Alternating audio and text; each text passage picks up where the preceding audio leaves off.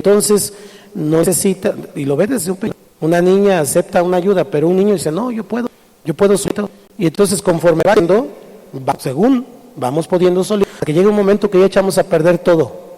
Nuestra vida, nuestra esposa, los hijos, la de todo mundo. Y es entonces hasta ese momento en que decimos, necesito ayuda. Hasta ese momento. Pero gloria a Dios que llegó ese momento. Amén. Bueno, que no diga amén, así es. Es el punto en donde hay un punto de quiebre, donde el orgullo, la vanidad humana, que dice, es que yo fui esto, yo soy esto, yo aprendí esto, yo estudié en tal parte, yo esto, y el yo, que necesitamos a alguien más grande, más inteligente que nosotros. Y por si tiene alguna duda, sí existe, se llama Jesús. Porque nosotros pensamos que existe, ¿verdad? Y que nosotros somos los únicos que podemos volver a estar. Pero no es así. Usted y yo tenemos que tener esa conexión con nosotros mismos en algún momento. Cuando de eso yo le puedo expresar que es el día más difícil y el día más triste de su historia, porque se da cuenta en realidad. Al mismo tiempo es el día más feliz de su historia porque se da cuenta que hay esperanza, que la vida puede cambiar y que la vida puede ser diferente. Entonces, estamos hablando de un asunto muy interesante que es la fe. Pero necesito entender que soy un pecador y que necesito a Jesús como mi ayudador, como la persona que fue totalmente Dios y total hombre, que caminó en esta tierra, que se cansó, que se fatigó, igual que yo, que tuvo carne y hueso, igual que yo, igual que usted, que dice apóstol Juan, pero que finalmente venció a la muerte y obtuvo la victoria para usted y para mí. La forma de entregarnos esa victoria es por fe. En la cruz, tomar esa victoria por fe, pero después de tomar esa victoria por fe, tomar esa victoria no es ponerla en un, ¿cómo se donde guarda los trofeos? Una oración de fe y la pone ahí ya cristiano. Santiago dice que la fe sin obras es muerta. La fe, tengo una fe a salvación, pero la misma fe lleva a seguir que Dios mañana me va a ayudar. Dice que todo lo que me vea lo haga. Tengo la fe de que Dios me va a multiplicar a través de mi trabajo. Y fe me está ahí a ver, y me voy a poner a orar a ver si me bendice. Pues Dios te va a bendecir con mal dolor de piernas por estar aplastado ahí todo el, necesito caminar para que. Entonces, como conferencia, creer en Jesús, ya lo estoy poniendo entonces como un sinónimo. Porque en el Nuevo Testamento estamos mirando que cuando se refería a la fe, referían a Cristo. Entonces, cuando digo tengo fe, cuando tengo fe es creo en Jesús. ¿Cuántos creen en Jesús? Es el punto. Para que tengamos tanto muy claro. Tengo fe, va a ver que Dios mañana va a hacer. O de otra manera dicho es, creo cantar. Creo que Jesús mañana va a estar conmigo. Su Espíritu Santo va cenando conmigo. Eso es vivir por fe. Cuando encontramos, por ejemplo, versículo 15, hay una pregunta que el Señor Jesucristo mismo le hace al apóstol Pedro. ¿A quién piensas tú que Él es? A Él siempre le interesa qué piensa usted de Él. Eso es correcto porque debería, entonces lo representamos. Es como tus hijos. Tu hijo hace algo incorrecto, también la madre. Vamos acá, es igual con el Señor Jesucristo. Entonces, y al Señor y yo, dijo el apóstol Pedro, Elías, comienza a darle una explicación, pero después le dice, ¿y ustedes quién piensan que soy yo? Y ahí está el pasaje y dice, ¿y vosotros quién que soy yo? Y es en el versículo 16, donde Pedro le responde, respondiendo Simón, tú eres Cristo, Hijo del Dios viviente. Entonces, nos indica que Pedro pasó de ser un simple pescador y pescador, sino en el sentido de en una persona alejada de Dios totalmente, una persona en sus negocios, de ser una persona metida en las tareas, a ser un Jesucristo.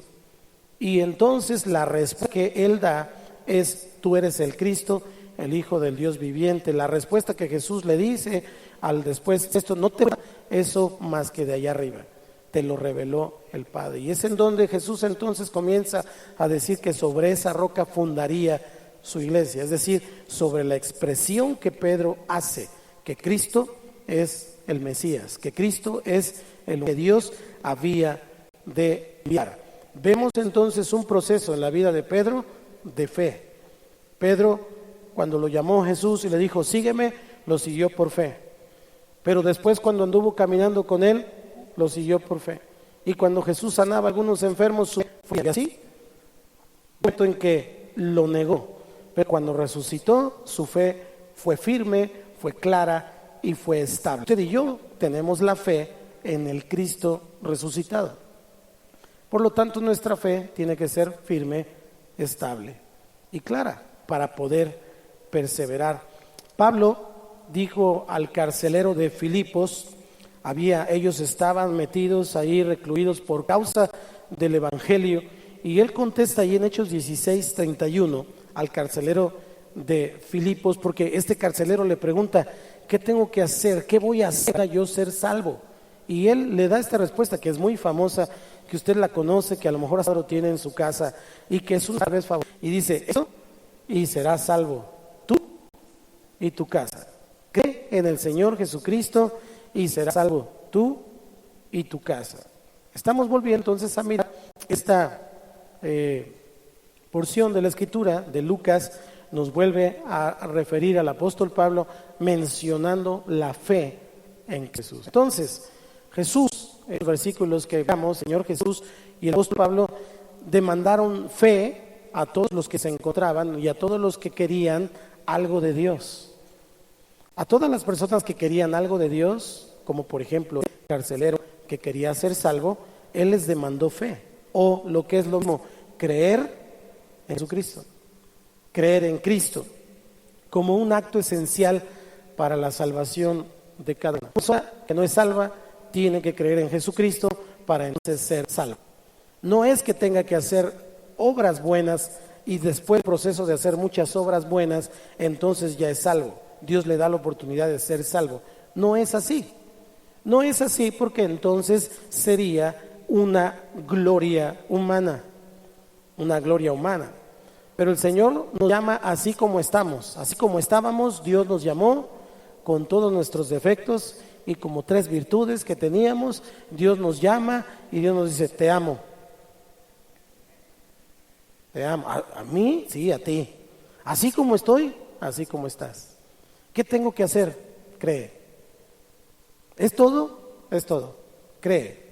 Y entonces cuando creemos y Dios nos da el don de la fe, somos salvos por fe. Ahora, en otro momento estudiaremos la salvación por fe de una manera detallada. Ahora, esta salvación o esta fe que Dios nos da para salvación no debe de quedarse ahí, porque si se queda allí, entonces nuestra fe es una fe sin fruto, es como una semilla que queda sin dar fruto. Nuestra fe tiene que dar fruto, nuestra fe tiene que dar evidencia de que somos salvos. ¿Cómo? Nuestra vida cambia, nuestra vida es transformada. Si seguimos siendo los mismos de siempre, quiere decir que mejor no hemos creído. Pero déjeme ponerlo en este contexto y no quiero que se sienta mal ninguno aquí. Si sigo viviendo igual, quiere decir que no he creído.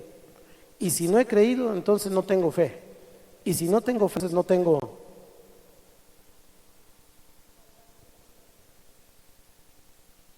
Así es. La salvación es por fe, pero la fe sin obras es muerta. Puede que tenga y corra el riesgo de tener una bonita religión, como la que tienen muchos allá en el mundo, confesiones de fe. Pero ya aquí estamos ubicando que la fe en Cristo es la fe que Dios dice. San Juan 14:6 dice, yo soy el camino, la verdad y la vida, y nadie va al Padre si no es por mí. Jesús es tajante ahí. Nuestra fe no está hablando de una serie de reglas para que entonces usted y yo, paso 1, paso 2 y paso 3, podamos ser salvos, ¿no? Nuestra fe está fundamentada en una persona, y la persona se llama Jesús. Él es nuestra fe, el objeto de nuestra fe. Su obra redentora entonces nos lleva a una condición de ser pecadores a ser salvos. Pero la salvación tiene fruto y tiene evidencia. La única persona que sabe si es el Espíritu Santo. Yo no sé de usted, sé de mí. ¿Pero por qué sé de mí? Pues porque el Espíritu Santo me arguye, porque hay temor de Dios de hacer esto o aquello que antes hacía y ahora a Dios no le agrada. Me estoy explicando. Eso a Dios no le agrada, etcétera, etcétera. Entonces, si eso está pasando conmigo y hay una transformación en mi vida, en mi mente, en mi corazón, amarás al Señor tu Dios con, así es, tus fuerzas, tu mente, tu corazón, todo tu ser. Entonces significa que mi fe es una fe efectiva. Ahora, yo no puedo estar reteniendo la obra del Señor en mi vida porque Él quiere trabajar. Y a lo mejor sí ya tengo la semilla de la fe, ya creo en Jesús, pero necesito que esa fe crezca, esa fe siga creciendo. Y la única manera de que mi fe crezca, ya lo dijo el apóstol Pablo en Romanos, el Evangelio, porque en los Evangelios se revela por fe. Es decir, necesito alimentar mi fe. Y el único alimento para la fe se llama la palabra de Dios. Si usted no lee la Biblia, usted no conocerá a Dios. Tendrá una religión, pero no conocerá a Dios. Y Dios no vino a establecer religiones. El Señor Jesús vino a establecer relaciones. Tenemos una religión, tenemos un estilo de vida, de relación o de comunión con el Señor Jesucristo. Me estoy explicando. Entonces, vamos a examinar un poquito esto que es tan esencial para la salvación de cada persona. En este siguiente, entonces, quiero hacer esta pregunta: ¿qué es fe? ¿Qué es fe? El escritor de Hebreos nos describe de una manera muy gráfica qué es fe. Vaya a Hebreos 11:1. Es otro pasaje famoso que en ocasiones lo leemos, en ocasiones lo tenemos, pero no entendemos tan ampliamente como debiéramos, y entonces nuestra fe de repente está dando tumbos. Jesús regañó a sus discípulos en la barca, les dijo: hombres de poca fe, porque no habían entendido quién era Él y qué es todo lo que Él podía hacer. ¿Ya está en Hebreos 11:1? Ok, ayúdenme a leerlo. 1, 2, 3. Es pues la fe, la certeza de lo que se espera y la convicción de lo que no se ve. Otra vez, 1, 2, 3. Es pues la fe, la certeza de lo que se espera y la convicción de lo que no se ve. El autor de Hebreos define la fe como certeza. Certeza, podríamos usar otra palabra que podría ser en términos legales. Todas las demandas de un Dios santo y por más que se esforzara, en algo fallaba. De tal manera entonces que la ley o la es toda o no podemos cumplirla.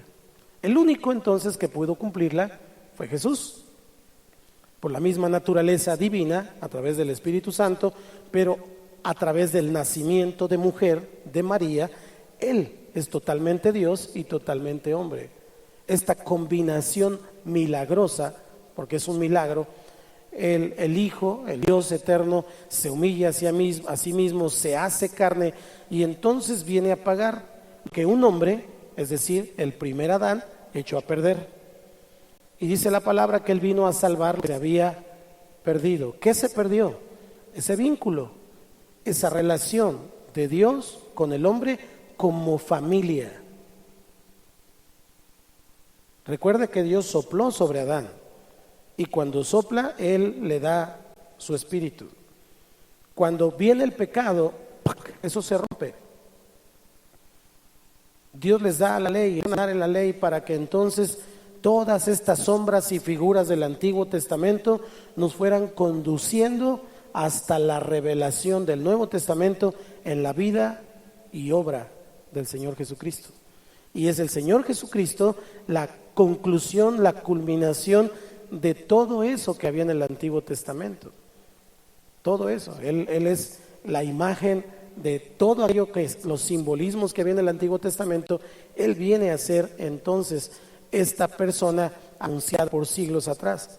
Legalmente entonces Jesús va a la cruz porque la paga del pecado es y no murió Jesús.